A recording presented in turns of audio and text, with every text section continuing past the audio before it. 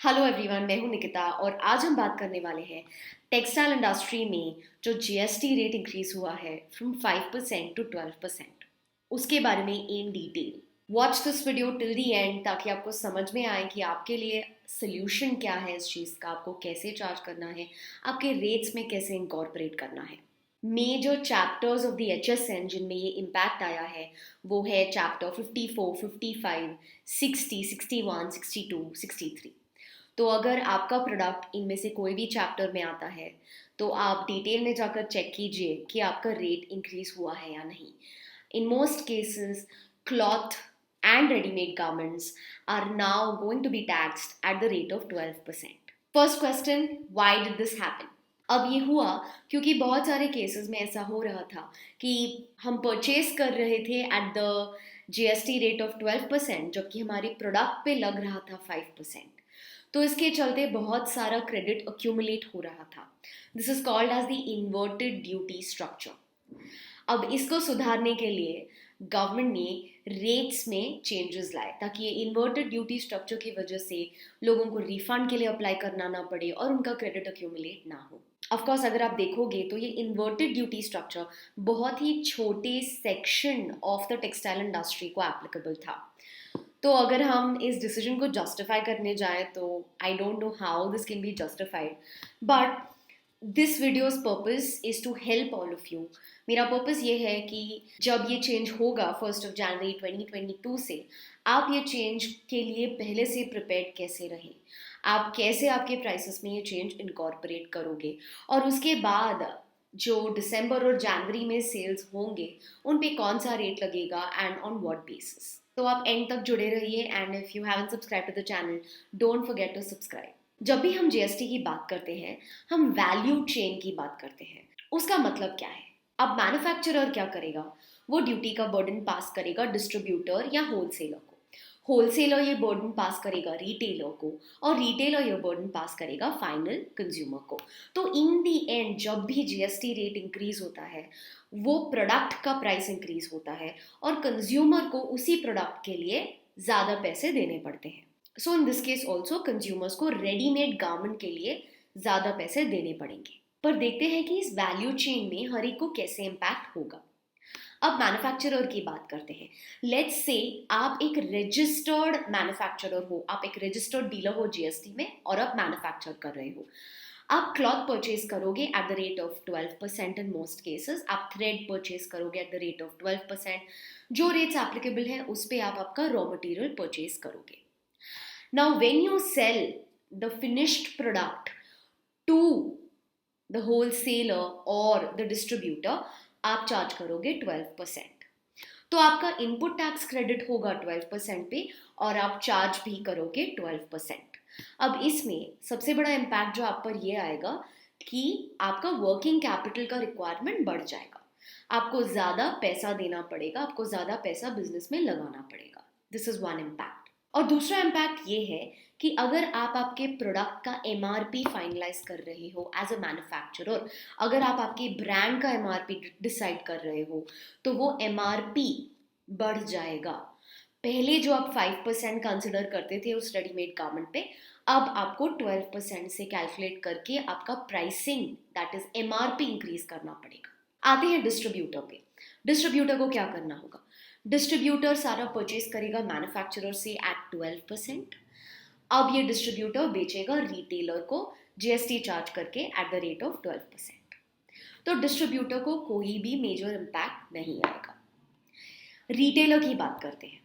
अब रिटेलर के केस में मेजर इशू ये है कि बहुत सारे रिटेलर्स आर अनरजिस्टर्ड। उन्होंने जीएसटी का रजिस्ट्रेशन लिया नहीं है या फिर लिया था तो कैंसिल कर दिया क्योंकि उनके टर्नओवर लिमिट्स 40 लाख से कम है। तो इसके चलते प्रॉब्लम ये है कि अब जो भी रिटेलर परचेज करेंगे उनको डायरेक्टली जीएसटी लगेगा एट द रेट ऑफ 12% जो उनके कॉस्ट में ऐड हो जाएगा। पहले यही रेट 5% था तो ये बहुत ज़्यादा नहीं लगता था, सो अ लॉट ऑफ रिटेलर्स वो अमाउंट बेयर कर लेते थे। बट अब ये 12% हो गया है। तो एज अ रिटेलर आपको ये डिसीजन लेना है, आपके सीए के साथ बैठिए, डिसाइड कीजिए कि आपको रजिस्ट्रेशन लेना अब ज़रूरी है या नहीं, आपके लिए क्या बेनिफिशियल होगा वो आप डिसाइड कीजिए। Of course, as a retailer, the second issue जो आप लोग फेस करेंगे is to convince the consumer कि ये prices क्यों increase हुए हैं. The consumer is going to buy from the retailers in the end. आइए हम प्राइस इम्पैक्ट का एक एग्जाम्पल देखते हैं. लेट्स से मैन्युफैक्चरर का कॉस्ट है 100 रुपीज़. उसमें मैन्युफैक्चरर ने रॉ मटेरियल एंड बाकी सब खरीदा. उस पर उसको जीएसटी लग गया 12 रुपीज़. तो टोटल उसका प्राइस हो गया 112. मैन्युफैक्चरर रजिस्टर्ड है, इसलिए उसको 12 रुपीज़ का क्रेडिट मिल जाएगा. तो उसका इफेक्टिव कॉस्ट रहेगा ओनली 100 रुपीज़, क्योंकि 12 रुपीज़ वो यूज़ करेगा फॉर पेमेंट ऑफ जीएसटी. अब 100 में मैन्युफैक्चरर ने ऐड किया अपना प्रॉफिट 25 रुपीज़. तो अब वो बेचेगा डिस्ट्रीब्यूटर को एट 125 रुपीज़. तो उसका सेलिंग प्राइस हो गया 125 और वो चार्ज करेगा उस पर GST at 12%, that is 15 rupees. Distributor ने वही गुड्स खरीदे एट द रेट ऑफ 140. अब डिस्ट्रीब्यूटर रजिस्टर्ड होगा, तो जब डिस्ट्रीब्यूटर रजिस्टर्ड है उसको वो 15 रुपीज़ जीएसटी का क्रेडिट मिल जाएगा. अब उसको 15 रुपीज़ जीएसटी का क्रेडिट मिल गया तो उसका इफेक्टिव कॉस्ट डिस्ट्रीब्यूटर का हुआ 125 रुपीज़. 125 रुपीज़ में उसने अपना प्रॉफिट मार्जिन ऐड किया 5 रुपीज़. तो उसका इफेक्टिव सेलिंग प्राइस हुआ 130. अब 130 में उसने 12% जीएसटी चार्ज करके रिटेलर को बेचा. अब रिटेलर को इनवॉइस वैल्यू कितना मिला? Eight the rate of 145.6. अब यहाँ इंपॉर्टेंट क्वेश्चन क्या है, रिटेलर रजिस्टर्ड है या नहीं. अब अगर रिटेलर रजिस्टर्ड है तो उसको 15 रुपीज़ 60 पैसे का क्रेडिट मिलेगा. तो उसके लिए इफेक्टिव कॉस्ट हुआ 130 रुपये. और अगर वो प्रोडक्ट का एमआरपी 240 है तो डिफरेंस में से वो प्रॉफिट भी कमाएगा और जीएसटी पेमेंट भी करेगा. ऑन द अदर हैंड, अगर रिटेलर रजिस्टर्ड नहीं है तो अब उसका कॉस्ट हो गया 145.6. तो डिफरेंशियल 145.6 माइनस एमआरपी 240, 94.4 में से अगर वो कॉम्पोजिशन में रजिस्टर्ड है तो वो कॉम्पोजिशन का टैक्स पे करेगा और बचा हुआ उसका प्रॉफिट होगा. तो ये जरूरी है रिटेलर के लिए to identify on case to case basis कि उनके लिए रजिस्ट्रेशन लेना फायदेमंद होगा या नहीं. सो वैल्यू चेन में अगर आप देखोगे तो सबसे बड़ा इम्पैक्ट एंड कंज्यूमर को ही होगा in terms of prices. Ultimate consumer को ये इंक्रीज इन रेट का ब्रांड बेयर करना पड़ेगा. बट बाकी overall in the chain impact यही है कि वर्किंग कैपिटल रिक्वायरमेंट्स हर एक के बढ़ जाएंगे एंड रिटेलर्स को डिसाइड करना पड़ेगा कि रजिस्ट्रेशन लेना ज़रूरी है या नहीं. अब आप अगर इस वैल्यू चेन में आते हैं तो don't forget to share this video with other manufacturers, distributors, retailers, ताकि उनको समझ में आए कि उन पे क्या इम्पैक्ट आने वाला है. अब क्या होगा जब जीएसटी रेट 12% हो जाएगा फ्रॉम 1 जनवरी 2022. आपको क्या करना होगा? अब जो भी इन्वेंट्री आप होल्ड कर रहे हो एज ऑन 31 दिसंबर 2021, जब आप वो बेचोगे इन जनवरी, आपको जीएसटी लगेगा एट द रेट ऑफ 12%. अगर आप आपका प्रोडक्ट एमआरपी पे बेच रहे हो तो आपको ये इंश्योर करना पड़ेगा कि आपका जो एमआरपी है it considers the new GST rate. आपको इंश्योर करना होगा कि आपके प्राइसिंग में ये न्यू जीएसटी रेट इनकॉर्पोरेट हो रहा है. अगर आप कॉम्पोजिशन डीलर हो तब भी आपको ये डिसीजन लेना पड़ेगा कि आपको रजिस्ट्रेशन लेना ज़रूरी है या नहीं. अगर आप बहुत ही प्राइस सेंसिटिव मार्केट में हो जहां आप प्राइसेस ज़्यादा बढ़ा नहीं सकते तो आपको रजिस्ट्रेशन लेना चाहिए. But on the other hand, अगर कंपटीशन ज़्यादा नहीं है एंड आपके पर्टिकुलर मार्केट में या आपके पर्टिकुलर प्रोडक्ट के लिए, तो आप कॉम्पोजिशन में कंटिन्यू कर सकते हो. आप आपके सीए के साथ बैठिए और ये डिसाइड कीजिए आपके लिए क्या बेनिफिशियल होगा. अब 1 जनवरी 2022 को जब ये रेट चेंज आएगा, आपको क्या क्या देखना है. लॉ में हम इसको कहते हैं change in effective rate of tax.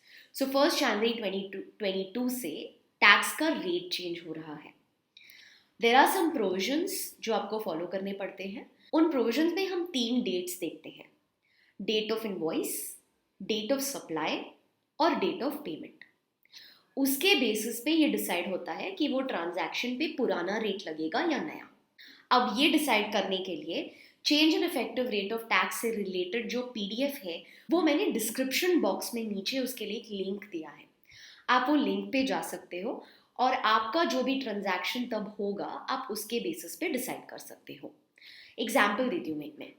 अगर आप गुड्स सप्लाई कर रहे हो ऑन 25 आपने इनवॉइस भी रेज कर दिया ऑन 25 बट आपको पेमेंट आ रहा है जनवरी या फरवरी में, तो ऐसे केस में आप कौन सा रेट लगाओगे? आप 5% ही लगाओगे, that is the old rate.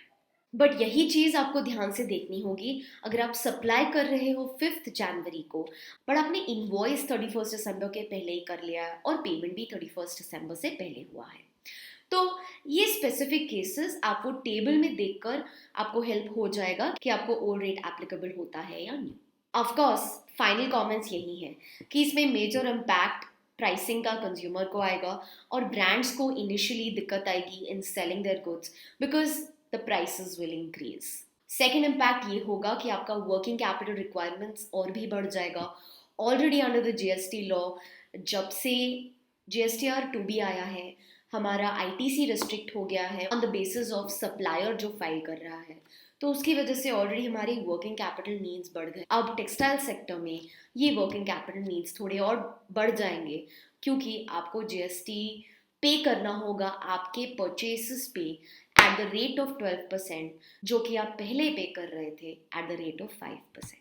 Hope I have covered all the queries जो आपको हैं इससे रिलेटेड, बट आपको फिर भी कोई क्वेश्चन है मेरे लिए तो please ask me in the comment section down below and I will be happy to answer all your questions. My name is Nikita and I will see you guys in the next one.